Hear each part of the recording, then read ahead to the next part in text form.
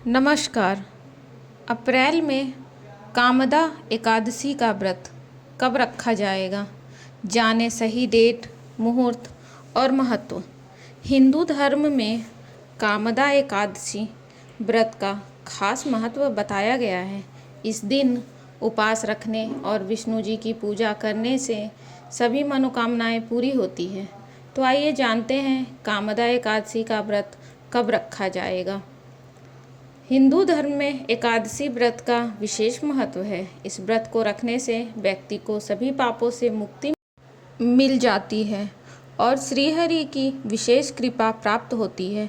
एकादशी का व्रत महीने में 2 बार रखा जाता है, एक शुक्ल पक्ष में तो दूसरा कृष्ण पक्ष में। चैत्र माह के शुक्ल पक्ष की एकादशी को कामदा एकादशी के नाम से जाना जाता है। कहते हैं कि कामदा एकादशी का व्रत रखने वाले की सभी इच्छाएं पूर्ण होती हैं। तो आइए जानते हैं कि कामदा एकादशी का व्रत किस दिन रखा जाएगा और पूजा पारण के लिए शुभ मुहूर्त क्या रहेगा। कामदा एकादशी 2024 व्रत तिथि और पूजा शुभ मुहूर्त। एकादशी का व्रत 19 अप्रैल 2024 को रखा जाएगा।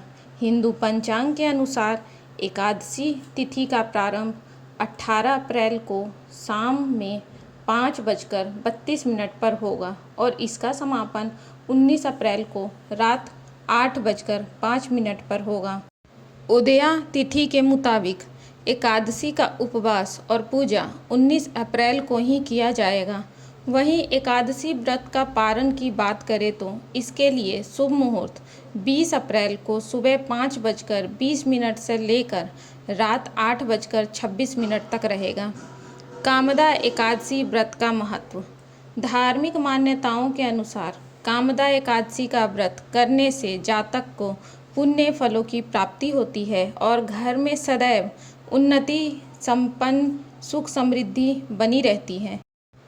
एकादशी के दिन भगवान विष्णु की विधि पूर्वक पूजा करनी चाहिए। साथ ही इस दिन माँ लक्ष्मी की आराधना भी जरूर करें, अन्यथा आपको पूजा का पूरा फल नहीं मिलेगा।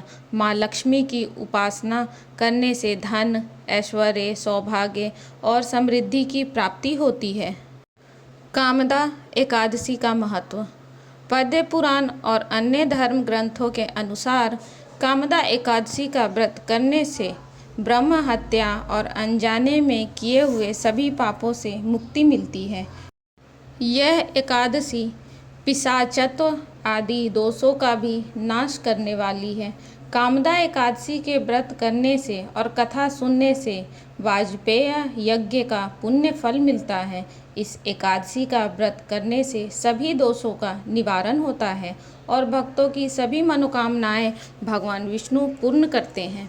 व्रत पूजा विधि। कामदा एकादशी के दिन सुबह सूर्योदय से पूर्व उठकर स्नान आदि के बाद स्वच्छ और पीले रंग के वस्त्रों का धारण करें। इसके बाद व्रत का संकल्प लें। एक लकड़ी की चौकी पर पीला कपड़ा बिछाकर भगवान विष्णु की तस्वीर या प्रतिमा स्थापित करें। भगवान विष्णु की प्रतिमा को ओम नमो भगवते वासुदेवाय मंत्र का उच्चारण करते हुए पंचामृत से स्नान आदि कराकर वस्त्र, चंदन, जनेऊ, गंध, अक्षत, पुष्प, तिल, धूप, दीप, नैवेद्य और मौसमी फल, पान, नारियल आदि अर्पित करके कपूर से आरती उतारनी चाहिए।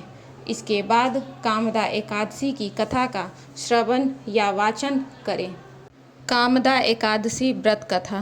प्राचीन काल में पुंडरीक नाम का राजा था जो भोग विलास में डूबा रहता था। उसके राज्य में ललित और ललिता नाम के स्त्री और पुरुष बहुत प्रेम से रहा करते थे।